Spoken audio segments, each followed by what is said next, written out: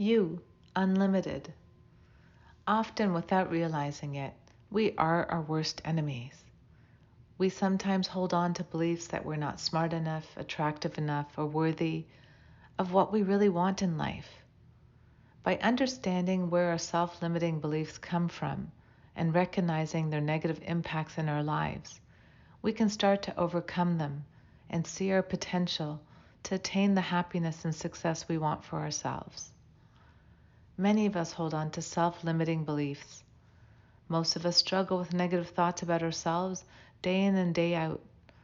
We oftentimes struggle with not knowing if we're good enough, if we'll get that promotion, if we're smart enough, if we show our anxiety, if we're too old to learn a new skill, if we're lovable, worthy of love, or if we're just good or bad at certain skills that we really want to be good at.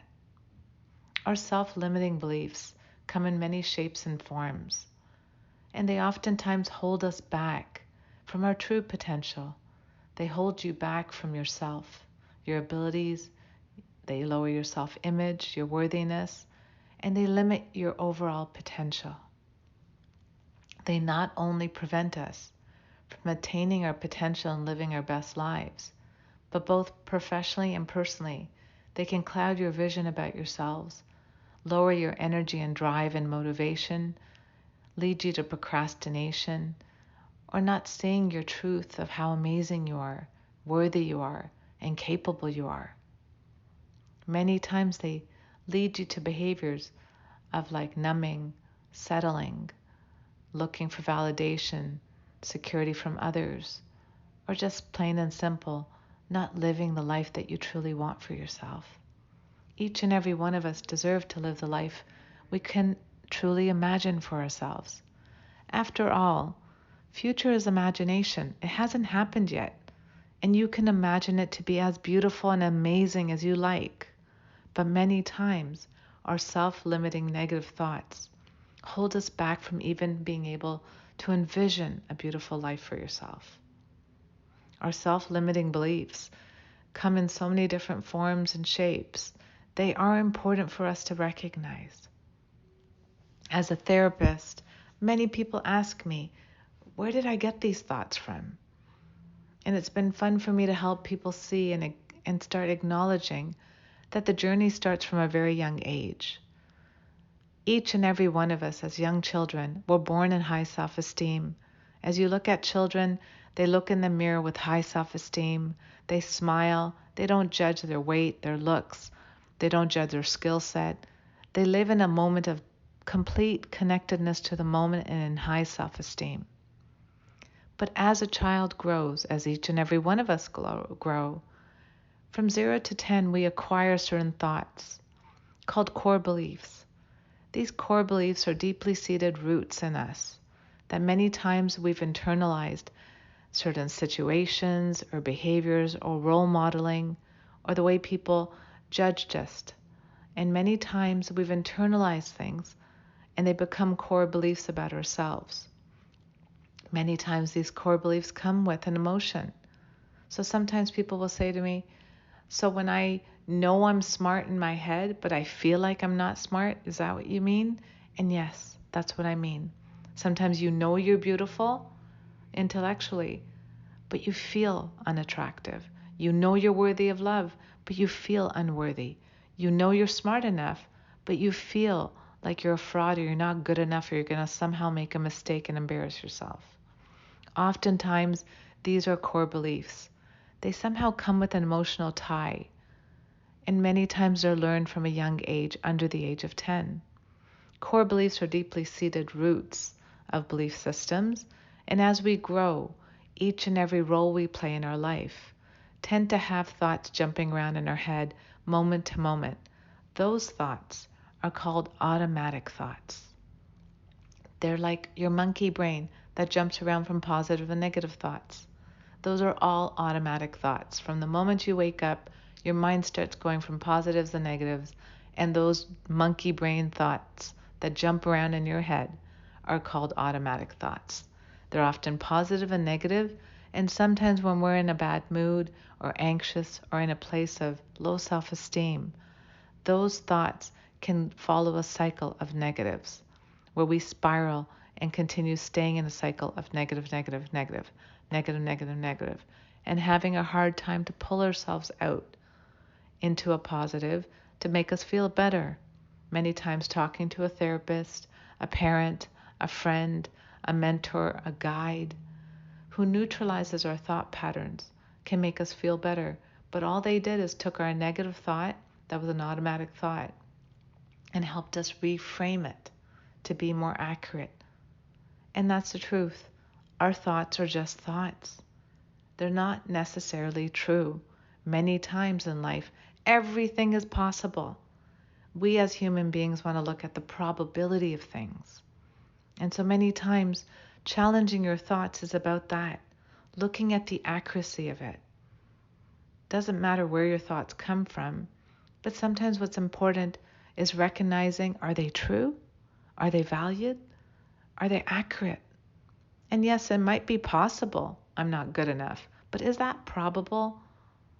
Many times we have a long list of things that support positives in us, but we don't take the time and the energy to step back, pause and reflect, and look at the accuracy of our thoughts.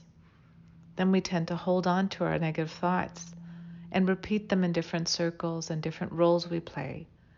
And those reinforcements make those thoughts harder to break and more of a pattern and a habit in our lives. We need to learn how to come to our own defense. We are often unaware of our limitations, but we often do recognize we do speak poorly of ourselves. What you focus on expands, so your thoughts do matter. And for you to have your unlimited potential be unleashed, you need to start recognizing and noticing the self-limiting beliefs that you hold on to. Such narratives oftentimes shape our life and limit us. We hold on to narratives after breakups, narratives after divorces, narratives after successes and failures. We hold on to narratives about people, men, relationships, women, parents. We hold on to a lot of narratives that sometimes are negative beliefs, and oftentimes plagued with many negative beliefs that make us hold out on allowing ourselves to succeed in relationships, in successes, in love, in self-acceptance, in giving yourself a chance to try to live your life as your highest and best. Here's the key. Let's take a mindful moment right now to reflect on how many of your belief systems are holding you back. Take a nice moment right now and let's do a 1-minute meditation, breathing in and out, relaxing into our breath, and noticing the automatic thoughts that sometimes pop in your head. Allow yourself to start examining the truth of your negative thoughts. In your day-to-day, how many automatic thoughts are negative? Do you challenge them? Do you reshape them? Do you reframe them? Or do you allow yourself to stay in anxious loops and catastrophize and make it worse? Let's allow ourselves to reflect right now on some positive thoughts, on how thoughts are just thoughts. They're not reality until you allow yourself to focus on them and make them more than they are. Let's allow ourselves to notice that thoughts can stand in the way of you becoming a higher, better version of yourself. But thoughts can do the opposite. They can liberate you from the responsibility, guilt, shame, embarrassment, fears, and self-doubt that we carry each and every moment of our lives. To live your highest and best life, I challenge you today, in this mindful minute, to think about only the best things about you. What do you love about yourself? Let's take this mindful moment to think about the good over the bad. Allow yourself to start thinking, what I love about myself is, I'm strong, I'm capable, I'm worthy, I'm lovable, I'm honest, I'm sincere, I speak my truth, I believe in me, I'm beautiful. Continue that list in your head as we do this mindful moment. Take a deep breath in and relax. Another deep breath in And breathe out. And let's allow ourselves to slip into silence and think about the wonderful things and the positive thoughts we want to reinforce about ourselves.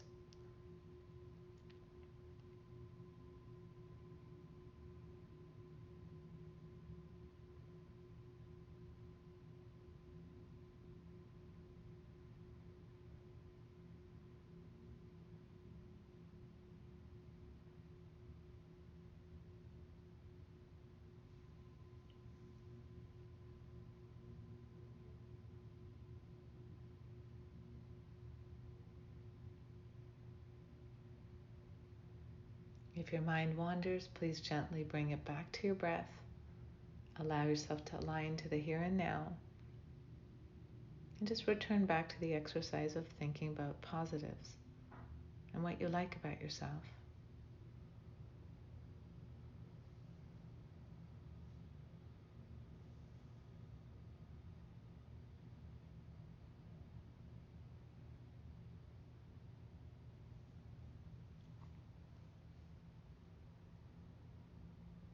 As we gently come back from our mindful moment, always remember, when we begin to examine the truth of our negative thoughts and challenge them, we start reframing and reshaping our belief systems. As we challenge our automatic thoughts, automatically you reshape your core beliefs from not holding that same level of strength and power over you. And many times, as we let go of thoughts about ourselves that don't serve us, help us grow, thoughts that stand in our way of becoming a better, higher version of yourselves, you liberate yourself to live in your true potential. Always remember, everything in life is possible. But what is the probability of things? It's possible I can get hit by lightning right now. But probability is pretty low. It's not raining. I'm inside. Do you see my point? Challenge thoughts. Question things. Learn to start recognizing. Examine and imagine your life. Imagine what you want to manifest. Imagine your highest and best self. Pay attention when self-life comes to a place where you have more doubt and that you have low confidence showing up. Examine negative thoughts. As they arrive, are they true or are they inaccurate? Examine your truth about thoughts. Begin to see the source of your self-limiting beliefs and let them go. Think about what you truly want from life. Imagine you living your best life, pursuing your interests and whatever inspires you. Begin to put in motion baby steps to live in your highest and best life.